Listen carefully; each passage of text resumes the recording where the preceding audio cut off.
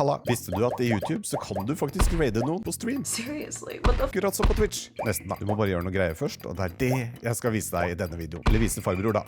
For han kan ikke det her. Men nå kan du det, og farbror kan det. Og hva betyr å raide? Det betyr at du sender alle seerne dine til en annen kanal. Og hvorfor gjør vi det? Jo, for å være grei, og for å booste andre sine kanaler som du har troa på. Det er 2 måter å gjøre dette på, og alt starter i YouTube-studio. Før vi går videre, er en liten ting til. Du må ha 1000 subs for å sende noen til andre kanaler. Hold up. Du trenger ikke det for å ta imot et raid.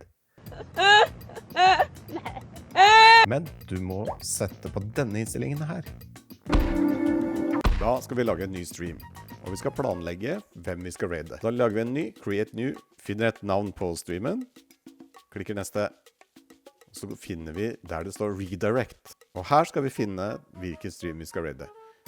Vi velger hvilken som helst i dette tilfellet. Da vil seerne automatisk bli sendt til denne streamen når du er ferdig. Husk å lagre. Da går du inn i direktesendingen din, og da klikker du endre her. Går ned på tilpasning, snurrer ned, velger redirect, legg til, finner streamen du vil raide, klikker på den, og husk her også å lagre.